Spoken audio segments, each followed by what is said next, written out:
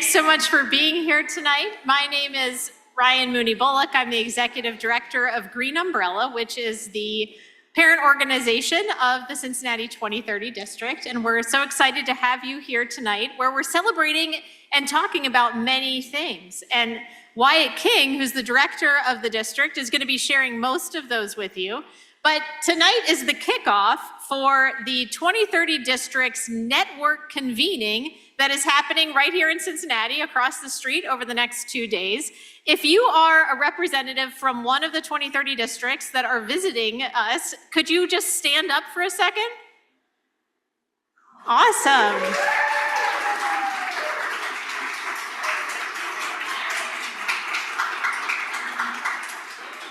Thank you so much for being here. We're super excited to hear from some of these folks directly tonight, but also to interact with them over the next couple of days. And then on Thursday at Rebuild, several of them are going to be speaking at that conference as well. I'm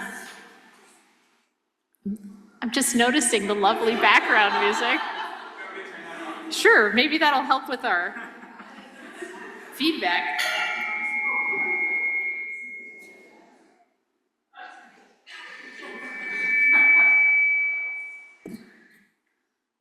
All right, if anybody knows any charms for anti-feedback, I'm just gonna ask you to invoke them now. So we're excited to have this network gathering happening in Cincinnati. Cincinnati is, as you all know, home to the 2030 District for Greater Cincinnati, which you're gonna hear more about how it's evolving and changing tonight from Wyatt. And Green Umbrella, as the Regional Climate Collaborative for Greater Cincinnati, sees this program as our buildings and energy work. And so we are engaging with large building owners, mid-sized building owners, and others to figure out how the built environment right here in Greater Cincinnati can be part of the solution to significant reductions in emissions, but also preparing for a more resilient future. So before I pass it off to Wyatt, I just want to do a couple of other shout outs to recognize people. If you are a professional partner with the 2030 District, could you give us a wave? All right, thank you so much for being a part of our network. If you work with a building that is reporting data, it's a member of the 2030 District, can you give us a wave? Awesome.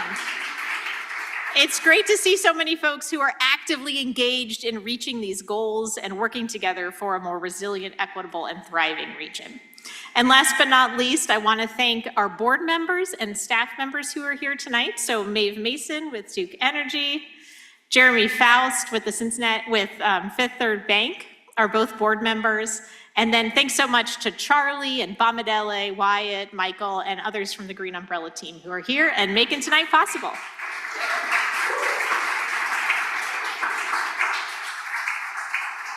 All right, Wyatt, I'm going to turn it over to you.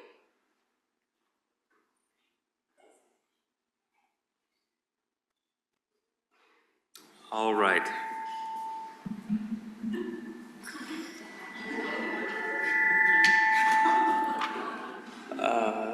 That's not a good sign. Let's see here.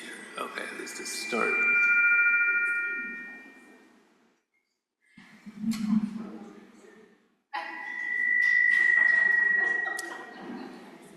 Would it be better if I just turned it off?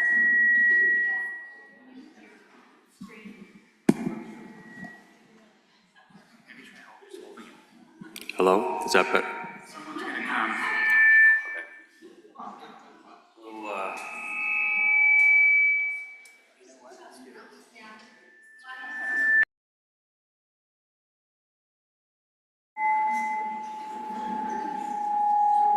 Okay.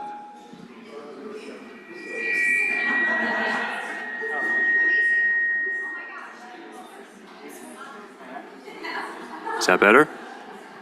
Hello?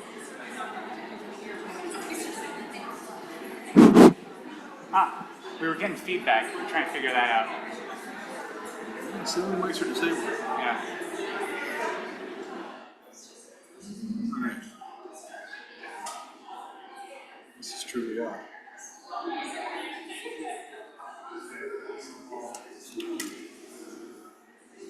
Do you want to try again? It's not. Thank you for coming. Yeah.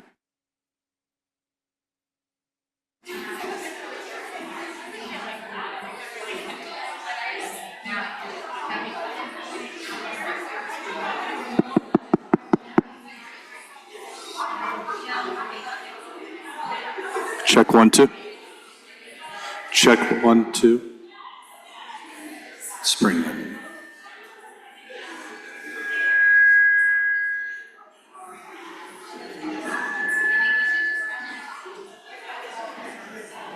Check 1, 2. Check 1, 2.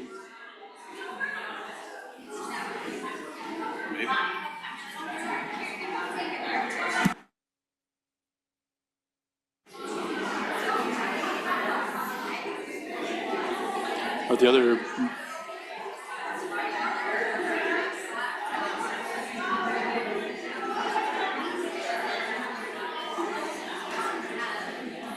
check 1, 2. Okay. Sounds good. Hello? Hello? All right, let's give this a shot. Thank you, everybody, for your patience. See if I can put that up here. All right. So I have a very short and simple presentation, but one that I'm very excited to deliver because it really is the culmination of a year's worth of work. So good evening, everyone, and welcome to the kickoff event for the 2030 District's Annual Summit.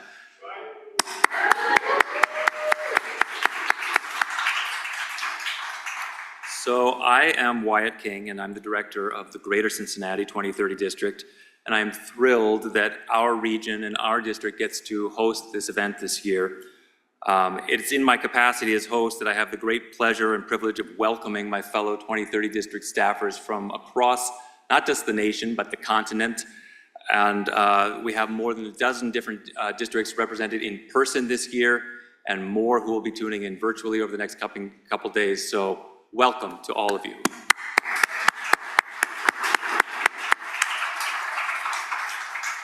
And although it is, this is a somewhat inward-focused event insofar as, you know, it is really about the staff of the various districts coming together and sharing experiences and lessons learned from their various jurisdictions.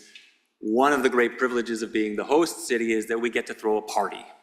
And that's what this is, and I'm so delighted that you're all able to join us for this kickoff and to mark this, what I believe is really going to be a milestone in the history of the Cincinnati, or Greater Cincinnati 2030 District, which I'll explain in just a moment.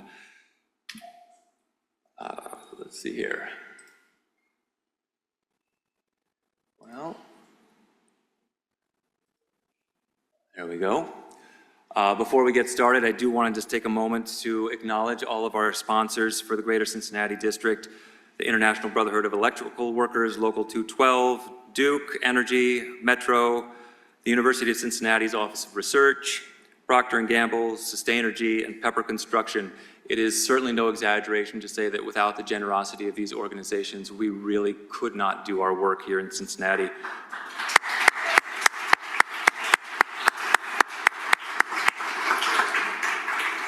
I also want to give a special shout out to my colleagues and team members at Green Umbrella. Without their support and their guidance and coaching, this never would have come together. And I particularly want to call out Charlie Gonzalez, whom many of you know.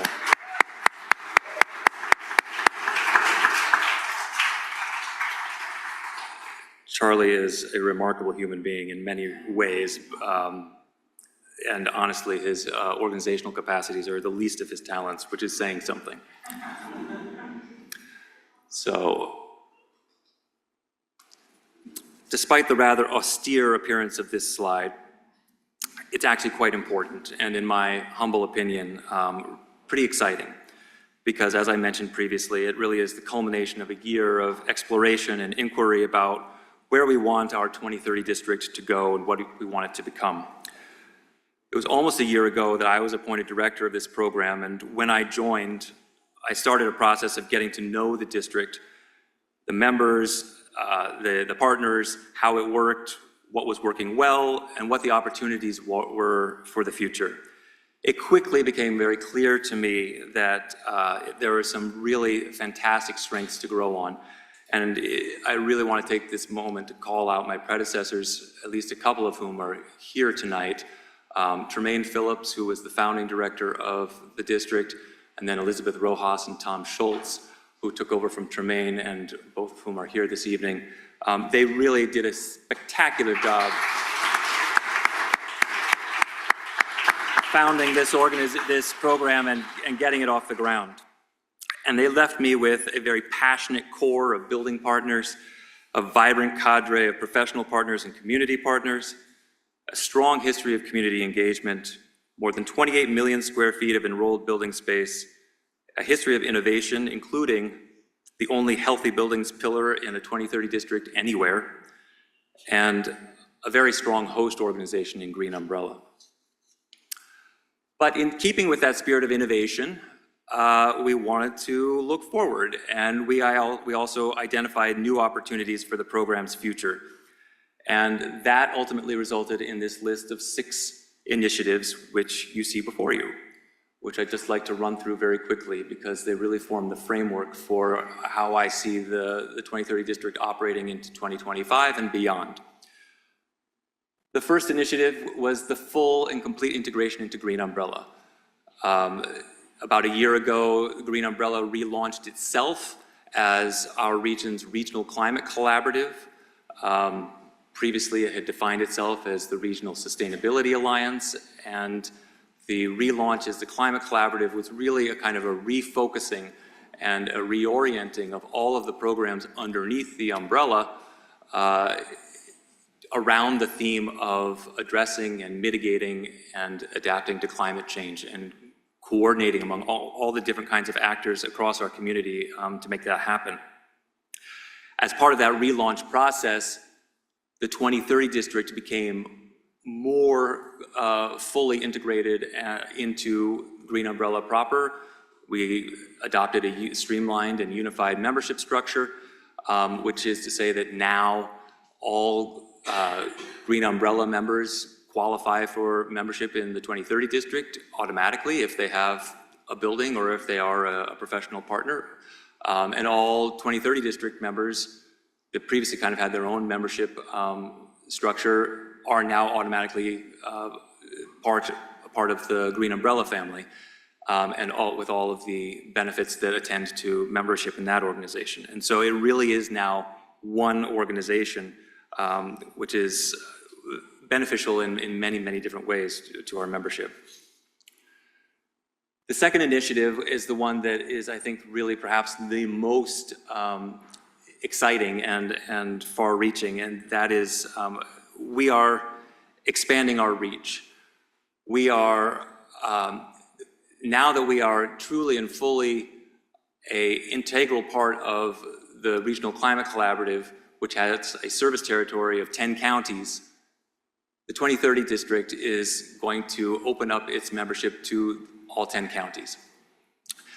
So historically, the program started and focused primarily on a discrete geographic footprint in downtown Cincinnati, and worked very hard to get all the properties that it could within that discrete footprint enrolled in the district. Going forward, we're going to open it way up, and we're going to say, hey, if you have a commercial property that is located anywhere within the Green Umbrella service territory, you're welcome to join. We are going to be a little bit more conservative in terms of our initial proactive recruitment efforts. We'll start from our base in Cincinnati and work outwards. But if an entity comes to us and says we have a building in Warren County or in Boone County or over in Indiana, then they are eligible to join, which is super exciting. Differentiating our value offering. This is about recognizing the fact that large entities and smaller and medium-sized entities have different needs when it comes to the 2030 district. Many of the large companies that we dealt with historically that were concentrated in downtown they actually don't need a lot in the way of operational support. They have, many of them, in-house facilities management teams. They often have longstanding relationships with third-party energy services partners. Oftentimes they are actively engaged in the process of decarbonizing their building stock, and sometimes they have strategies that extend well outside of the 2030 district's original geographic footprint. And so their strategies, incorporate a real estate portfolio that is multi-state or in some cases even international. So, but there are smaller and medium-sized entities that really are in a different place, and they are in a place that really stands to benefit directly from the operational kind of guidance and support that the 2030 district is well situated to provide. So benchmarking support, getting up and running with Energy Star Portfolio Manager, learning about getting individualized building performance reports, getting introductions to a contractor community that's able to help them craft an energy management plan and start to move along that path. These are things that the 2030 district is very well situated to do, and that smaller and medium-sized buildings really need in the terms of support. And this was a big factor in our decision to open up our service territory. So we will be continuing to offer all of those services primarily to that sort of smaller to medium-sized building and organization size. And at the same time, we will continue to cultivate our relationships with the larger entities, because we are very well situated by virtue of Green Umbrella's position in the community to help those organizations tell their stories and to let the community know what they're doing and what kinds of leadership projects that they're engaged in, which frankly, stories that might very well go untold were it not for the active engagement of an entity like Green Umbrella that has a superb communications capacity and is in a position to call attention to these very pro-environmental stories. Number 4 on the list is about shifting our reporting focus. It's a little bit in the weeds, but I will say that historically the focus has been on the district, trying to report on the performance of the district as a whole. We tried to recruit as many buildings in our operational footprint as possible into the district and then report on the performance of the entire district. Going forward, we're going to shift away from that approach and focus more on individual building performance rather than trying to focus on this geographic footprint. We will still aggregate building performance data.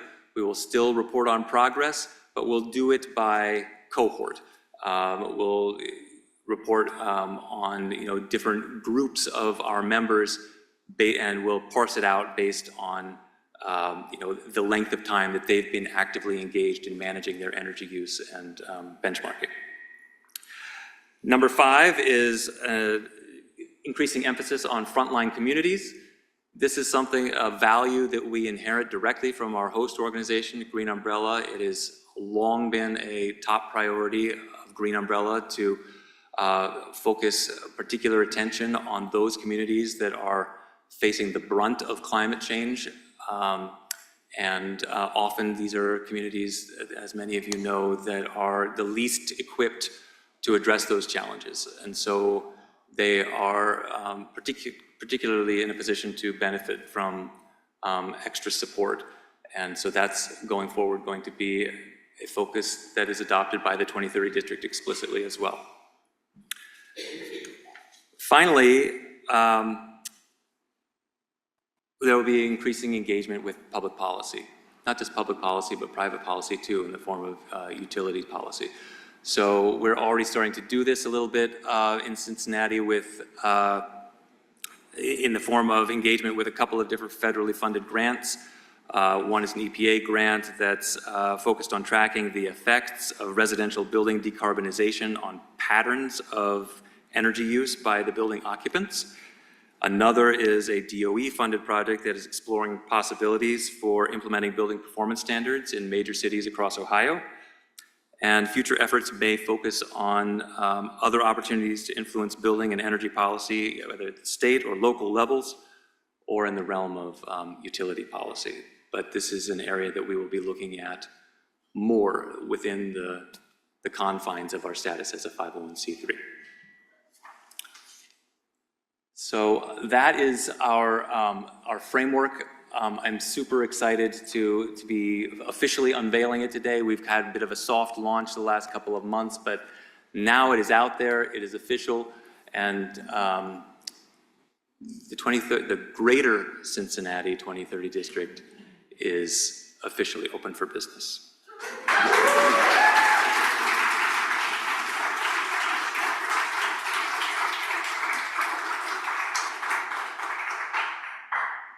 I will just say one last word. This is, that framework will guide our activities, but in a word, the way I see the Greater Cincinnati 2030 District and what it's about is empowerment. It's really about empowering our members and our communities to decarbonize through access to knowledge, access to funding, and access to community. These three pillars really work synergistically to support our members every step of the energy management and decarbonization journey. So I just, not a lot more to say about that. It's just that it has just become increasingly clear to me as I've spent the last year in this role, how there are so many opportunities out there, both theoretical and actual. Theoretical in terms of what could be done, actual in terms of resources that are coming down the pike, but oftentimes the intended beneficiaries just aren't able to tap into those. And what I see the Greater Cincinnati 2030 District as being is that connective tissue between the community and those intended beneficiaries and all the opportunities that are out there waiting to be accessed and putting them together. So with that, I will just say that if you are not already a member of the Greater Cincinnati 2030 District, please check us out. If you know of a building owner or operator that you think might be interested or might qualify, please let them know. All of our membership information is on the Green Umbrella website and the recently updated 2030 companion website. And yeah,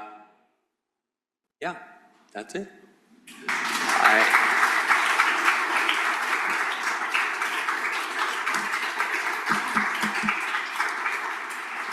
So I will now turn it over to Dave Lowe, who is the executive director of the Greater 2030 Districts Network, and is going to usher in the true main event. Great. Thank you, Dave. Thanks, Wyatt.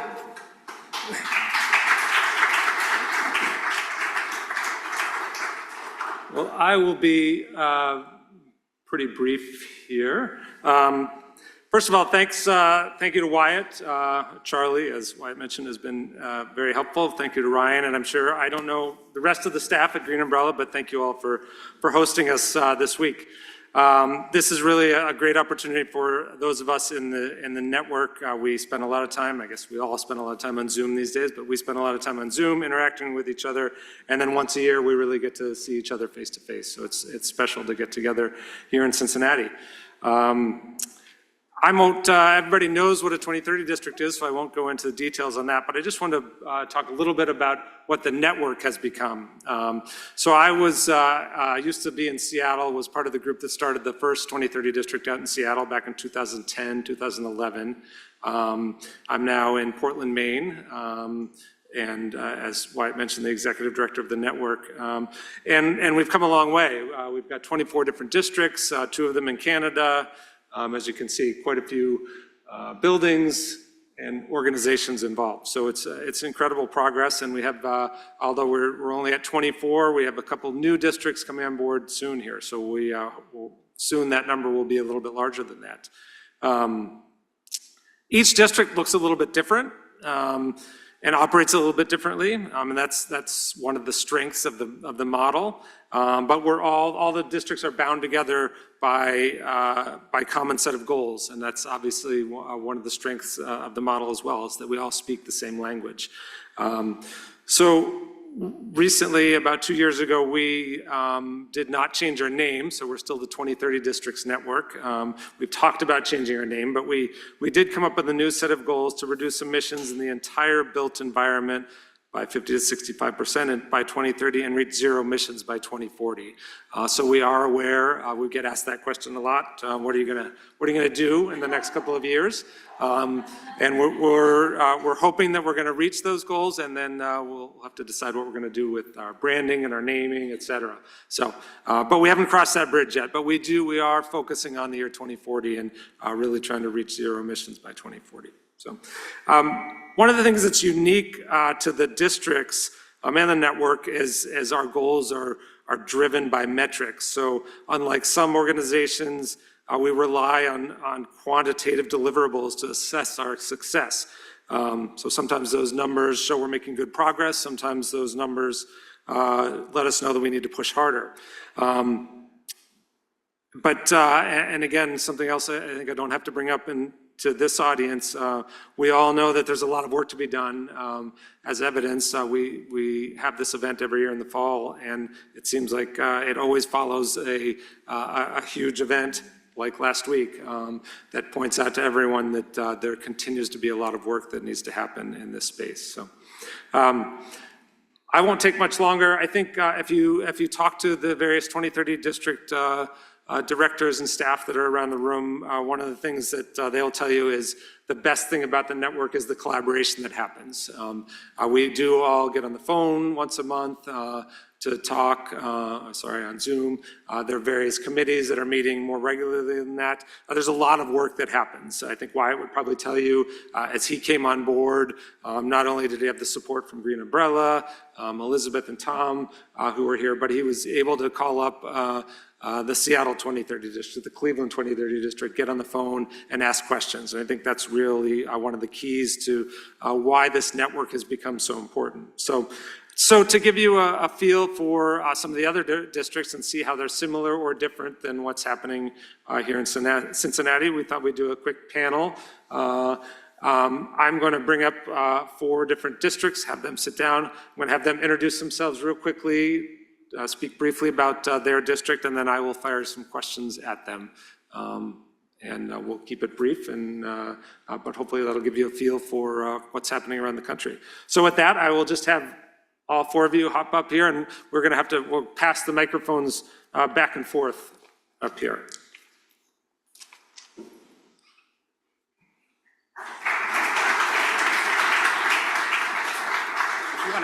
If you want to take this one with you, you can. Oh, I'll take that one? Yeah. There's one on your sheet you can pass too. Perfect. Yeah, sorry, I forgot to go to those next few slides, but you can see we've covered most of the country. We did a pretty seminal piece of research that was a bit controversial in the early days, where we said fuel switch first. And everybody's like, no, you got to retrofit first before you do your fuel switch. And we got a lot of flack for it. And now every major Canadian organization across Canada is saying the same thing. So I'm very proud of our district for that kind of foresight and research. We're not saying that deep retrofits aren't important, but we're saying if we really want to tackle the carbon problem, we got to electrify our building ASAP.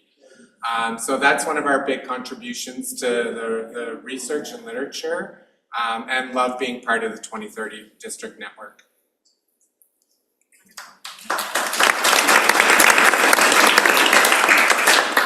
Hey everyone, my name is Jenna Antonino Damari, and I have the pleasure of directing the Burlington 2030 district. We're based up in northern Vermont. I think we're one of the smallest 2030 districts, and we had the pleasure of hosting this summit last year in Vermont. So the big thanks to Wyatt and everyone at the Green Umbrella for hosting us this year here in Cincinnati. We were the 17th district to join the 2030 Districts Network, and we have over 10.5 million square feet committed. About 16% of the city's total gross square footage is part of our 2030 district. Our 2030 district encompasses the entire city of Burlington, and I'll talk a little about it a little bit more later, but we have a very strong partnership with our city and our municipal electric department, and kind of work in tandem to further the city's net zero energy vision. So really delighted to be here with you all this evening.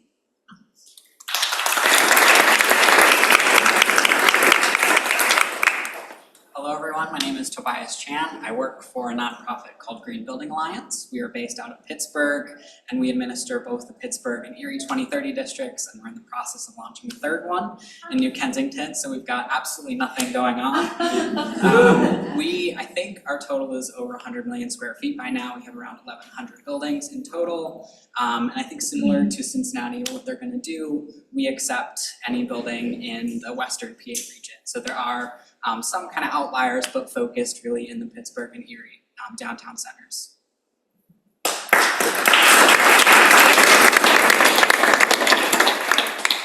Thanks to all of you for joining us. So I've just got a couple of questions I thought I would throw at you. Jan, you have a unique program that we're actually hoping to replicate at the network level called the Restaurant and Bar Group. Hoping you could talk a little bit about those efforts and how that's gone, how that came about.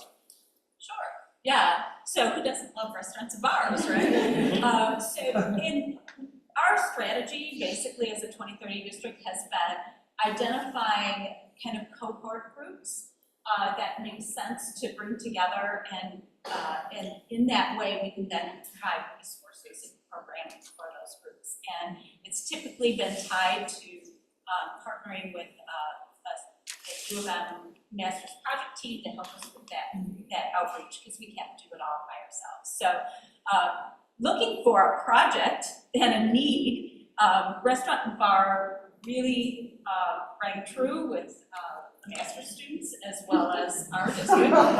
And restaurants and bars happen to be very high energy use per square foot for energy use and also water use. It also, looking at the landscape of all the food in Ann Arbor, it's also a way to really diversify and engage with just a whole range of people from different backgrounds. And the goal wasn't to go to the large restaurants who have a lot of support, or the franchises that might be tied by their franchisees agreements, but really reach out to the smaller mom and pops and so forth, but also have partners both with U of M Dining and Zingerman's, which has a large component of multiple companies in Ann Arbor. So that's sort of, that was the start for beginning with it. It's always not just you working alone, right? So at the same time, the city of Ann Arbor, their Office of Sustainability and Innovations, was launching what they called the Sustainable Food Business Coalition.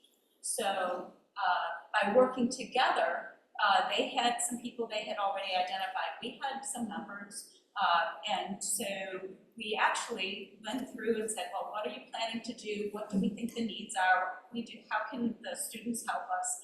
And we're at a point now where we've done some survey work and interviews and identified barriers, had several meetings, and we'll present a little bit more on that with the districts tomorrow. But you can really tell that it needs to be accessible, it needs to be easy to engage with. It's, they have like 2 to 3 in the afternoon and that's it.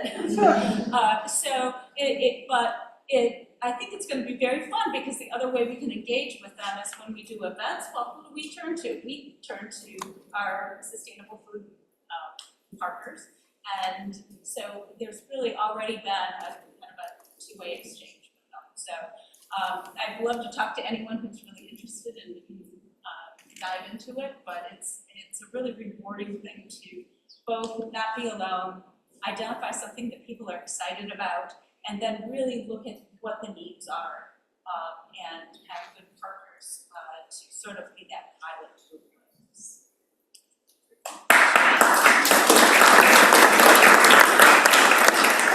as I mentioned, we have a very successful group called the Museum Group, which is a network-wide group. So we have museums, including a couple from Cincinnati, who get together quarterly via Zoom, and they ask us to speak about specific topics, and that's been very successful. So we're going to try to replicate that, and I think that the restaurant and bar group may be something that. Thanks, Jen. Jenna, can you talk a little bit about your relationship with the city/utility? It's I think pretty unique, as you mentioned. Helpful for others to hear about that. Yeah, absolutely. So when we were established back in 2017, one of our founding partners was Burlington Electric Department, which is our city's municipal electric department.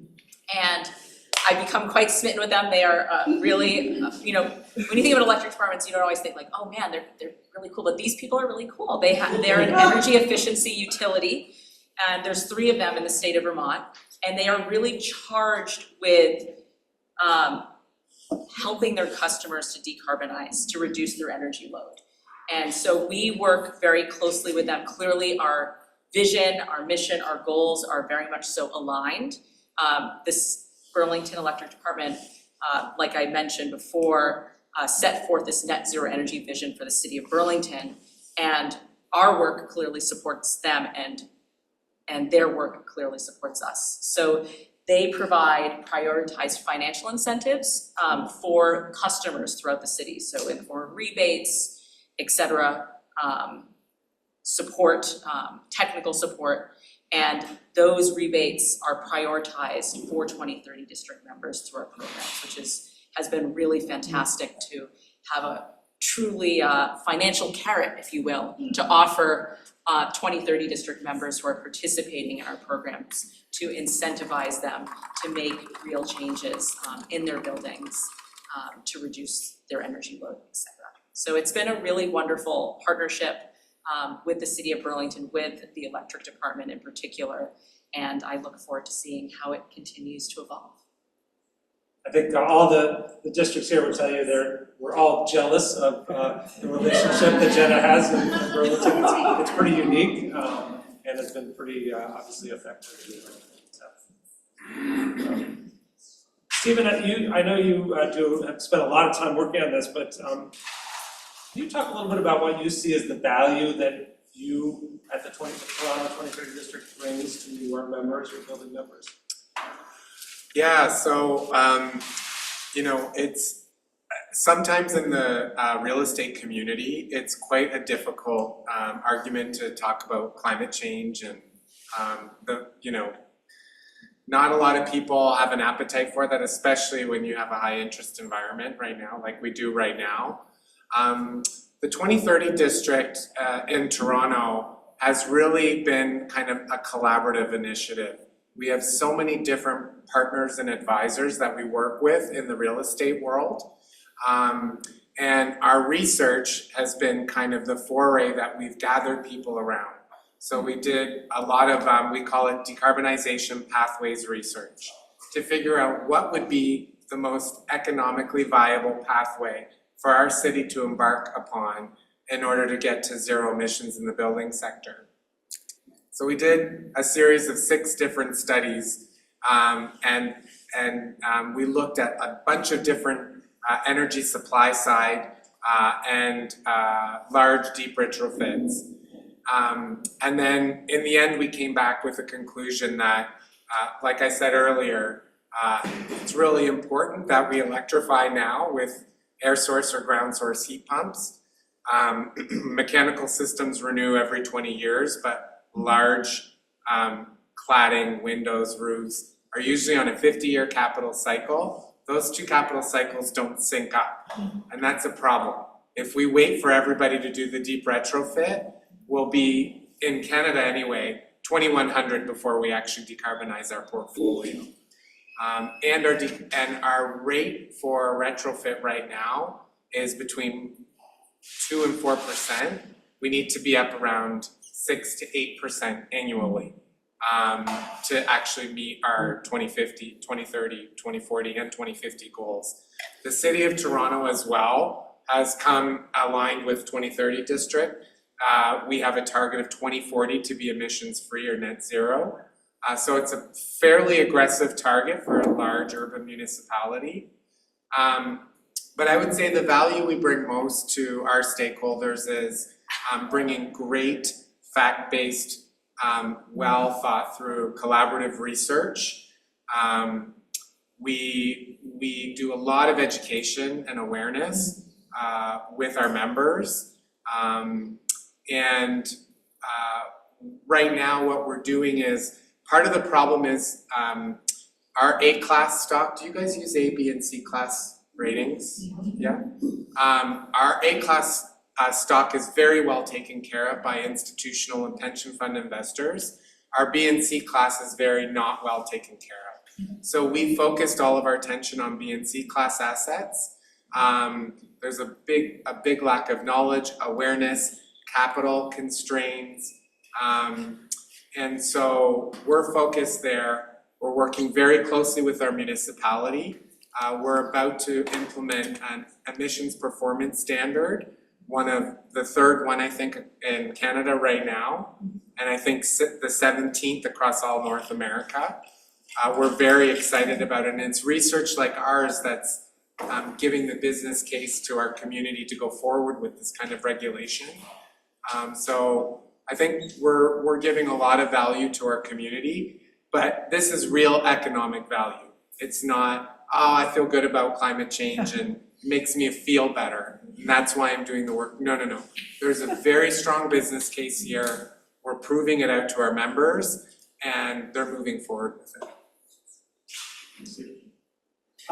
Tobias, one of the things Wyatt touched on earlier was that Cincinnati's adopted a healthy buildings pillar, and you're one of the districts which has also adopted a unique pillar, the air metric, air quality metric. Can you talk a little bit about how that came about and what that means and how you pass that information back to your members? Yeah, absolutely. If you're familiar with Pittsburgh's history, we're a Rust Belt city. So we have a long relationship with poor air quality. If you look at pictures from the 1940s, what sky? You can't see it. And now you can see the clouds and the rain. But our air quality is still bad. We're, I think, the top 25 worst in the nation for annual particulate pollution, which is not something that we want to be top 25 in. So it made sense from the very beginning, and from the very beginning that was identified as our fourth metric that we have the freedom to pursue. It was identified in the first progress report, so long before I was with GBA or with the Pittsburgh 2030 district. And there were a couple iterations about how we were going to measure that and track that, and ultimately what we do now is we do a survey every couple of years for our partners.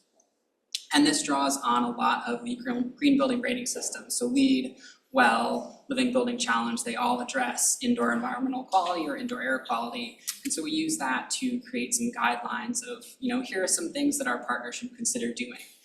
Things along the testing line, monitoring, building policies, the way you maintain and operate your building. Those are all critical components that don't get a lot of attention. And that's really what the survey is designed to do, is to bring it to the forefront, to create conversation around it. We can't measure IAQ in the same way that we do with energy. You get an energy bill, you don't get an IAQ bill. You need to have a monitor, but not just one, every floor, multiple places. So it's a lot for a building owner to do. And by doing this survey, as simple as it is, it allows us to draw attention to some of those areas that they may not be aware of, and to start that conversation in our progress reports and the education we provide, and then also in the individual performance reviews that we have with our partners.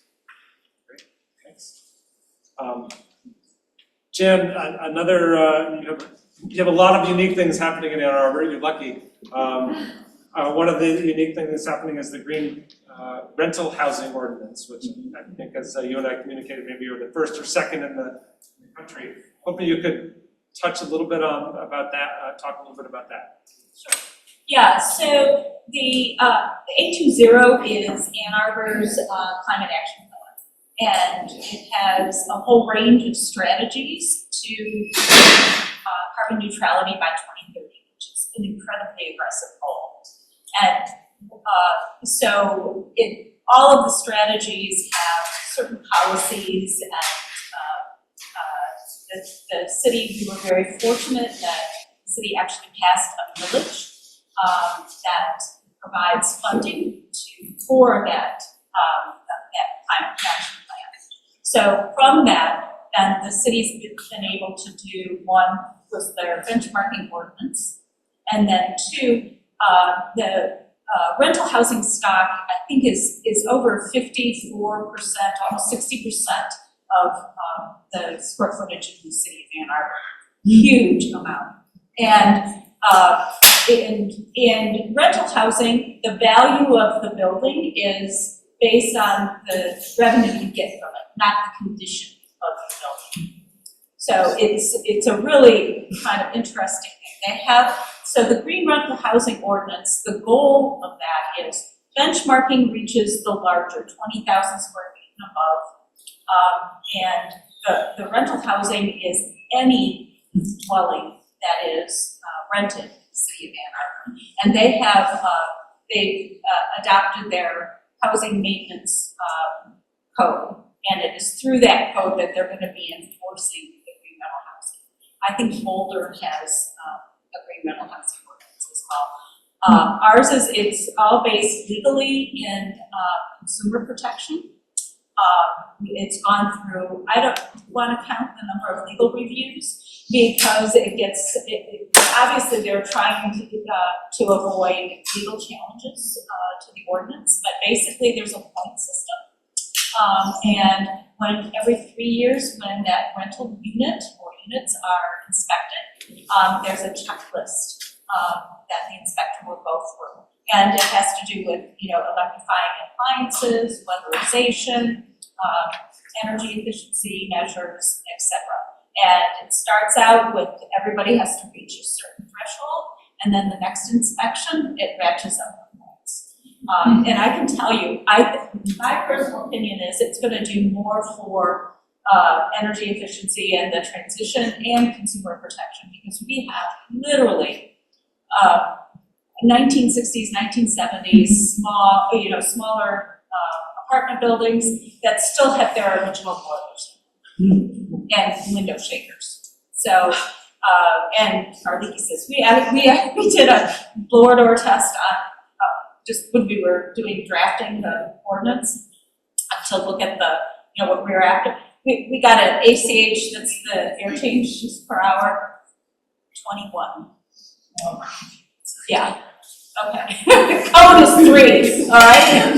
So, yeah, so I see huge potential in this, and then, of course, there's been pushback, right? Yeah, and it's all about communication and providing the support. So our last summit, we invited they have the rental housing kind of association, and they were pushing back, and so we just sat down and said, okay, these are the things that we're going to do to support you. We already did. And when you're turning over units, A, B, and C, this is a checklist of things that you can do. This is the equipment that you need to do, to train you. We'll work with the city on training some of your maintenance staff to be able to do this. And, it doesn't start out too badly, these are some key things that you can do.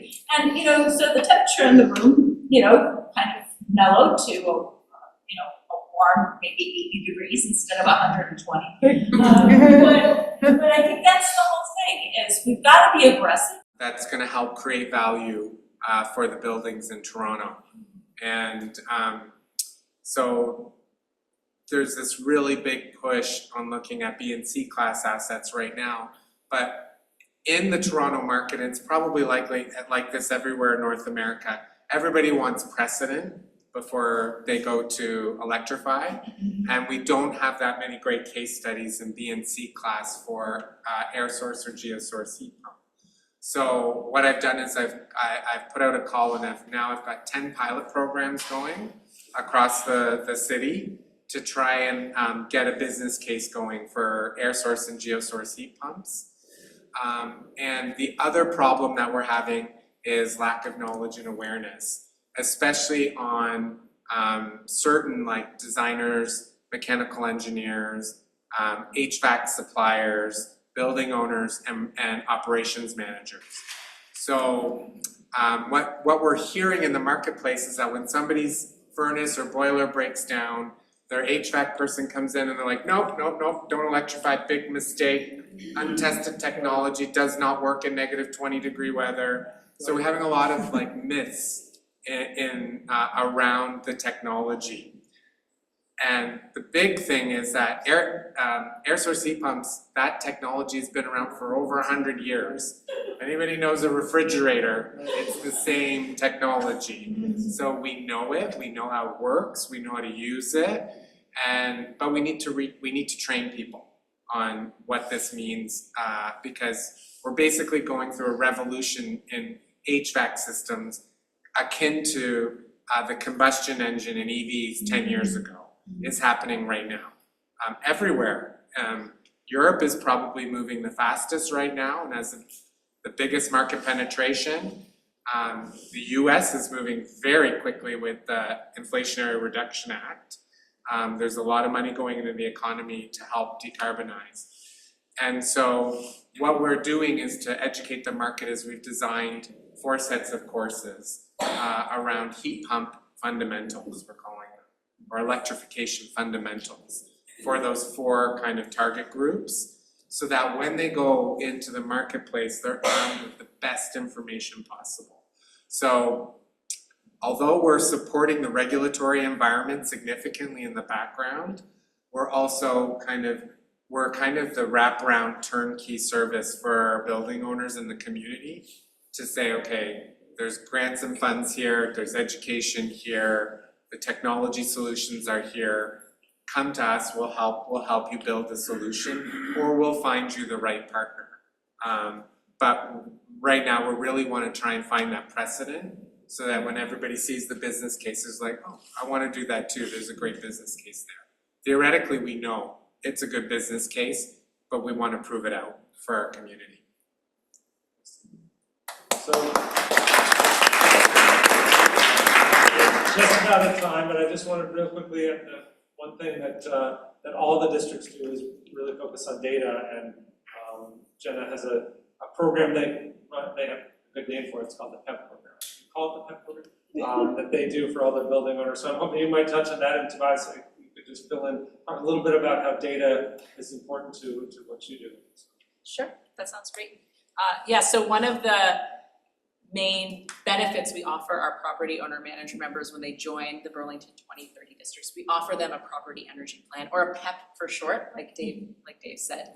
And a PEP is kind of our souped up version of a building energy performance report. It's building specific. We use Energy Star Portfolio Manager. We have a whole series of baselines that we've developed specific to kind of the Northeast region per building type. So that property owner or manager will receive from us a pretty detailed report that's, like I said, building specific. It will compare, we'll essentially benchmark their building for them. So they'll get their building compared to another benchmark in the region. And then we essentially outline to them a roadmap, if you will, a series of opportunities that they can then work on, actions to pursue to reduce their building energy load. We've also been including water usage tracking in this as well, so we provide recommendations for how to reduce their water usage, so that's kind of been folded into the PEP. But it's been a really successful program. We have provided these to over 85% of our members, and it's been really heartening to see a pretty decent percentage of them actually taking action. And so I think that, to me, is the goal, is we're providing, I think, really helpful information so that our property owners and managers can make informed investment decisions. And like I said before, we've of course been working again in tandem with our utilities, who have then been providing prioritized financial incentives that are kind of tied into the property energy plan. So when we deliver those to our members, we then will always offer what we like to call a PEP follow-up meeting, where we'll have a kind of a coordinated conversation with our utility partners. And the property owner will have had an opportunity to think about what they would like to pursue in that or at least, what they might want to pursue in that property energy plan. And then the utilities are often providing some kind of financial incentive or rebate to make that an easier lift. So it's been a really great program. We just piloted a property transportation plan, kind of inspired by the PEP. So that's a newer program that we're working on right now, thinking about the transportation piece. But it's definitely been a wonderful program that we're really proud to offer to our members.